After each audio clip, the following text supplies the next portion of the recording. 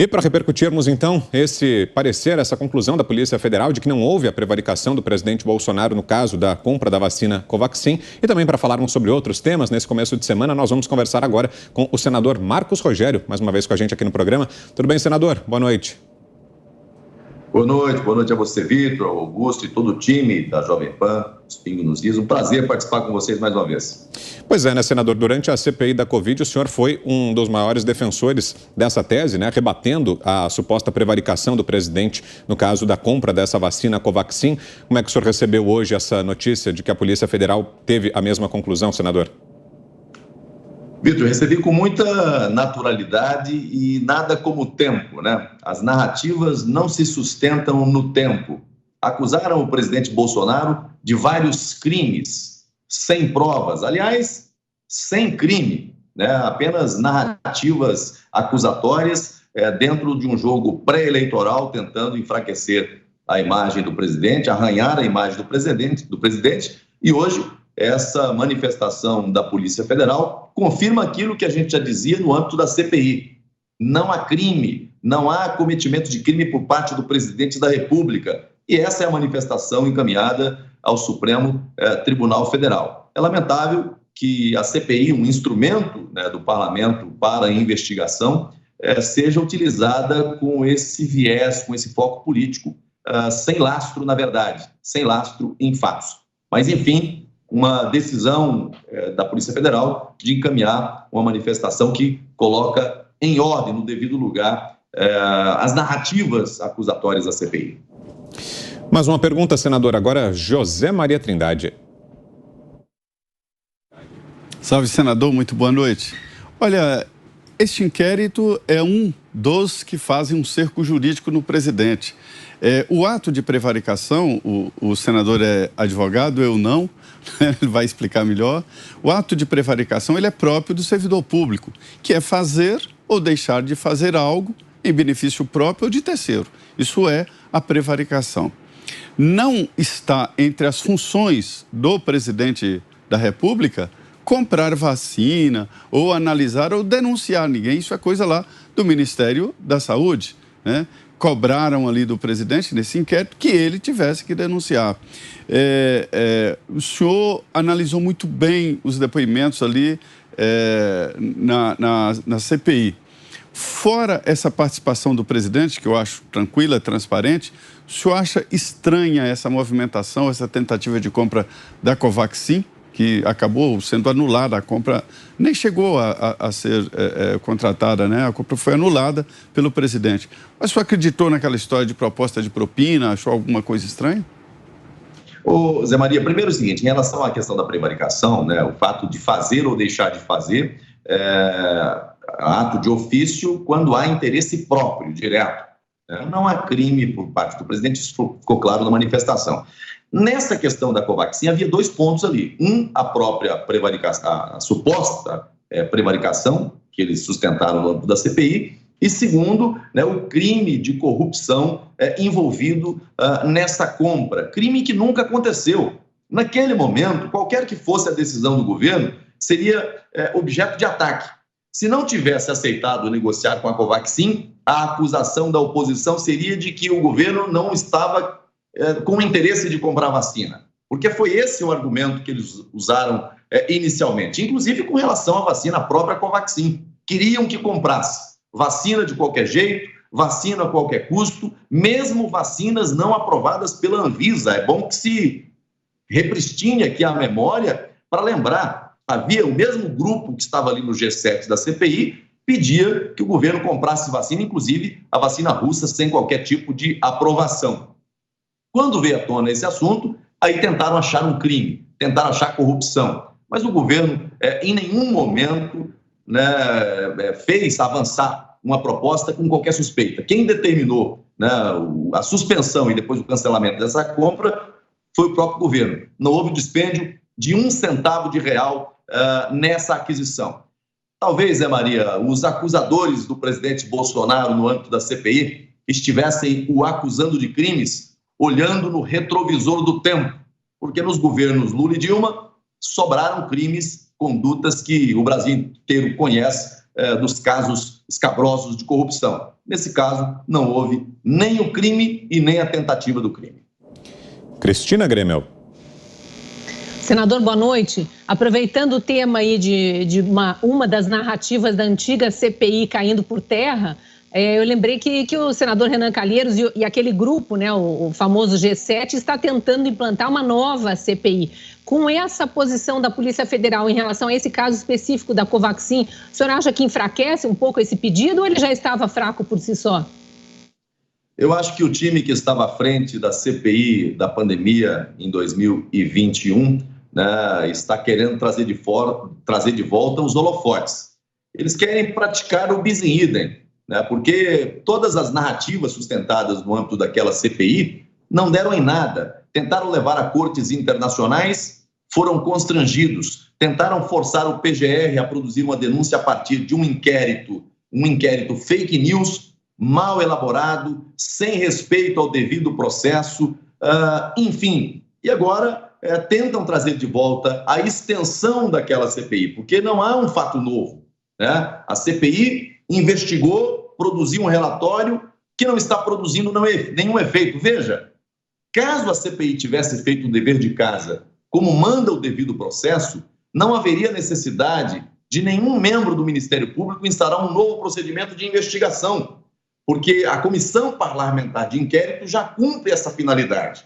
Se tivesse robustez probatória, respeito às regras processuais, esse inquérito, o resultado final desse inquérito, embasaria uma possível ação penal, uma possível ação civil pública, uma possível abertura de processo de impeachment por crimes encontrados. Não é isso que está acontecendo. A cada dia que passa, as narrativas caem por terra e o trabalho da CPI acaba sendo desconsiderado totalmente pela absoluta ausência de materialidade, absoluta ausência de provas. Foi mais uma peça de ficção política dentro do jogo pré-eleitoral. Essa é mais uma evidência de que o trabalho foi mal feito e acusaram sem ter crimes e sem ter provas. Augusto Nunes. Boa noite, senador. Prazer falar com o senhor. Alguns integrantes da CPI foram contaminados recentemente aí pela Covid-19, né? O caso do presidente Omar Aziz e do vice-presidente Randolfo Rodrigues. O senhor acha que o relator Renan Calheiros também debitaria esses casos na conta do presidente genocida? Tem muitos que foram contaminados pelo jogo eleitoral, e faz tempo, viu, Augusto? É lamentável. Eu acho que a pandemia é uma realidade no mundo inteiro, né? Nenhum país do mundo ficou livre dela. No Brasil, nós temos mais de 70% da população já devidamente vacinada, né? E a pandemia continua fazendo vítimas no Brasil e fora do Brasil. Há países, Israel, por exemplo, está indo para a 4ª dose da vacina. Ninguém sabe até onde nós vamos com essa situação. Não há como atribuir aqui um culpado pela pandemia. O culpado pela pandemia é o coronavírus, é a Covid, né? Não se trata de personalizar, a culpa é do presidente, a culpa é do governador, a culpa é do prefeito. Infelizmente, a CPI se ancorou nessa linha de acusação, nessa narrativa que é falsa, que é da retórica política, né? E agora acabam sendo constrangidos com fatos dessa natureza, né? Parlamentares que fizeram parte da CPI, né, também acometidos, no que nós lamentamos com relação a qualquer brasileiro, inclusive a eles, mas isso mostra que o discurso está longe da realidade de todos os brasileiros. Guilherme Fiuza.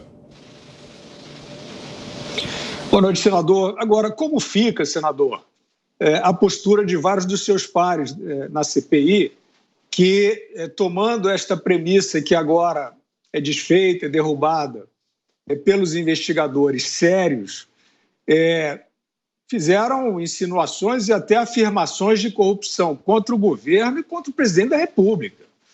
E como o senhor bem assinalou, com todos os holofotes mostrando.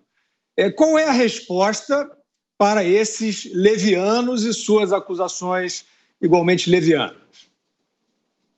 Olha, Fiuza, é lamentável, né? Uma CPI, repito, um instrumento legítimo de investigação previsto na Constituição, mas que é utilizado apenas com viés eleitoral.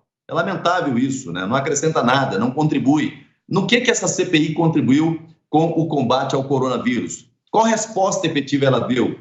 Pelo contrário, a CPI foi um palco de maus tratos, um palco de desrespeito às regras do devido processo, um palco de perseguição política, sem nenhum resultado efetivo. O que nós temos hoje é uma espécie de desmascaração. Os fatos, as evidências do que veio depois está desnudando tudo aquilo que aconteceu no âmbito da CPI. Veja você, até essa questão do inquérito aí de querer constranger o presidente a dar depoimento em razão de um suposto vazamento de informação. Veja, casos escabrosos de corrupção que não estão tendo a investigação na sua profundidade necessária, No próprio âmbito da CPI, vazamentos sistemáticos ali, nada se fez. Então, o jogo ali, Fiuza, é o jogo da pré-campanha, é um jogo eleitoral. Essa é a motivação maior. Eu não vejo nenhuma razão para se prolongar ainda mais o constrangimento que foi a CPI da pandemia. Não há espaço para isso. O momento agora é de unirmos forças para continuar o combate à pandemia e fazer com que o Brasil supere essa situação do ponto de vista social, do ponto de vista econômico e do ponto de vista epidemiológico. Senador, e queria saber do senhor como é que o senhor viu a decisão do presidente Bolsonaro de, na última sexta-feira, não ter ido ao depoimento na Polícia Federal, no inquérito que tem o comando do ministro Alexandre de Moraes. Isso vai, de certa maneira, aumentar essa tensão entre governo federal e Supremo Tribunal Federal. Amanhã, inclusive, a gente tem a abertura do ano no Judiciário e há uma expectativa de que o presidente do STF, o ministro Luiz Fux, use o discurso de abertura para mandar recados, mais uma vez, ao presidente Bolsonaro e ao governo federal. O senhor acredita que essa tensão entre o Executivo e o Judiciário deve aumentar nas próximas semanas, nos próximos dias, senador? Vitor, eu não vejo assim. Eu entendo que o presidente Bolsonaro se valeu ali de um direito, que inclusive é parte dos precedentes do próprio Supremo Tribunal Federal. Ele valeu-se do direito de ausência. Ele não é obrigado a comparecer para um depoimento como esse. Poderia ter feito, eu acho que... veja, nós estamos em sede de inquérito. Nós não estamos diante de uma ação penal. O rigor processual de uma ação penal, de um processo na justiça, Dentro de um inquérito, não há esse rigor processual. Você poderia ter dado a opção ao presidente de fazer as respostas por escrito, como aconteceu no caso do ex-presidente Temer, que também respondeu ao inquérito e fez as manifestações por escrito. Mesmo o ex-presidente Lula, quando instado a se manifestar numa investigação, já como ex-presidente da República, não foi a uma delegacia da Polícia Federal prestar depoimento. Ele foi convidado a uma sala presidencial dentro de um aeroporto, com todas as pompas, para prestar os esclarecimentos necessários. E veja que, naquele caso, as acusações eram acusações gravíssimas de corrupção, de crimes cometidos e que, posteriormente, acabou gerando a sua condenação. O presidente Bolsonaro é acusado de quê? De um suposto vazamento de informações sigilosas. Veja, não há qualquer cabimento, não acho que isso seja motivo para gerar uma crise. Cada um está agindo aqui dentro do seu campo, dentro do seu espaço e se valendo das garantias constitucionais. O presidente da República é chefe de poder e chefe de Estado. Submetê-lo, nesse momento, a um depoimento presencial é justamente um constrangimento ilegal. Para mim, pode até caracterizar algo mais grave. Porque mesmo se houvesse o seu indiciamento, que eu não acredito nessa hipótese, nesse inquérito, posteriormente o Supremo teria que encaminhar à Câmara dos Deputados um pedido de autorização para processá-lo. Então é absolutamente desnecessária a presença física dele dando depoimento nessa fase do processo. Senador, peço que o senhor aguarde um instantinho. A gente vai agora um rápido intervalo comercial e na volta a sequência da nossa entrevista aqui em Os Pingos nos Is. Até já. Os Pingos nos Is.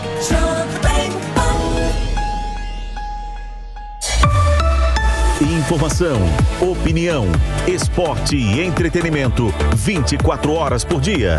Assista a Jovem Pan News na sua TV por assinatura, pelo canal 576 na NET, Claro TV, Sky e DirecTV Go, pelo canal 581 na Vivo TV ou pela Oi Play.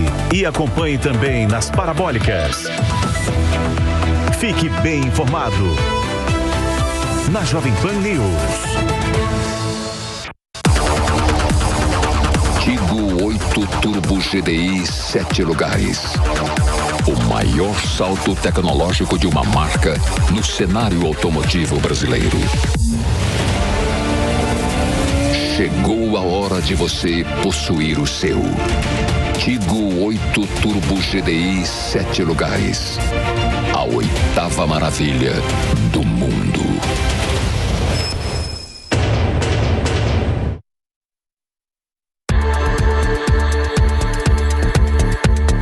De volta para você, os pingos nos is. Seguimos aqui com a nossa entrevista com o senador Marcos Rogério. Mais uma pergunta de José Maria Trindade. Com você, Zé. Pois é, senador, tradicionalmente, ano eleitoral não se vota nada, né? Há essa realidade, a realidade se impõe nessa situação. Mas o senhor acha possível votar a reforma tributária, aquela proposta da reforma do imposto de renda que está no governo, que é do governo, é a proposta do governo. E, por outro lado, também há um movimento no Congresso para tentar derrubar os vetos, né, do presidente ao orçamento. Esses dois assuntos podem andar?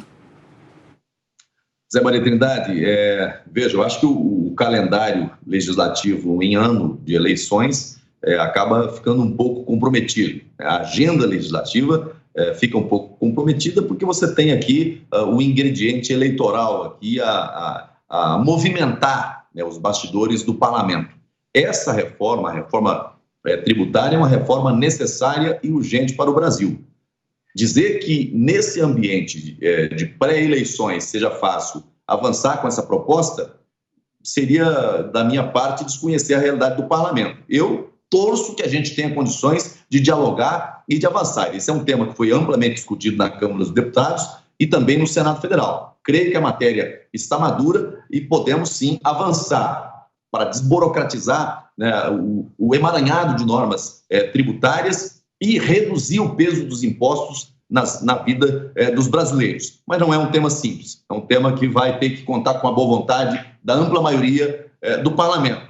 Nós temos outros temas, né? Você mencionou aí, né, os vetos à lei orçamentária. Eu acho que esses nós precisamos de enfrentar, é um tema necessário, vamos ter que submeter à votação. Temos também matéria na área de regularização fundiária, que é um tema também necessário para garantir mais segurança ao campo e, ao mesmo tempo, do ponto de vista ambiental, sustentabilidade, desburocratizar e dar peso ao que tem peso e diminuir, né? Você vai, hoje, um empreendimento de menor impacto ambiental, a mesma norma que você tem para um empreendimento de grande impacto é utilizada para um empreendimento de menor. Não está correto isso. Você tem que ter regras diferentes para situações diferentes. Então, o marco legal do licenciamento ambiental está pronto para ser votado também no Senado. Eu acho que é importante. E regularização fundiária, né? Eu acho que o maior incentivo, né, aos crimes ambientais no Brasil é justamente a ausência de regularização fundiária. Então, esses temas, eu acho que nós temos que enfrentá-los e tentar aprovar ainda esse ano, apesar do cenário eleitoral pela frente. Para você que chega agora, seguimos ouvindo o senador Marcos Rogério aqui em Os Pingos nos Is. A Cristina Grêmio tem mais uma pergunta.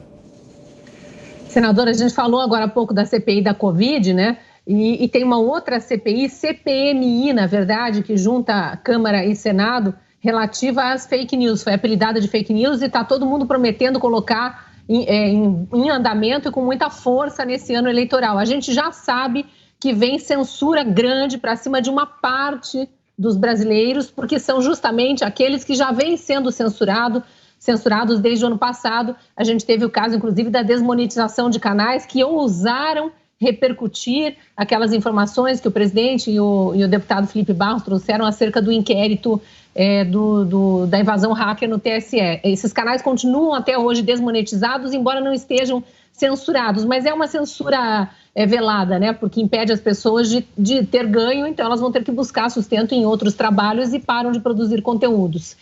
Como o senhor acha que vai caminhar essa questão na Câmara e no Senado conjuntamente? Olha, eu penso que, assim, esse é um tema que vem sendo discutido desde as eleições passadas, né? Inclusive gerou inquérito e ações no próprio Tribunal Superior Eleitoral e também no âmbito do próprio Supremo, né? Nós temos lá um inquérito que eu julgo, né, um inquérito inconstitucional, né, onde o próprio Supremo, né, propõe, toma as decisões e posteriormente vai julgar, né, aquilo que é derivado desse inquérito ilegal e inconstitucional.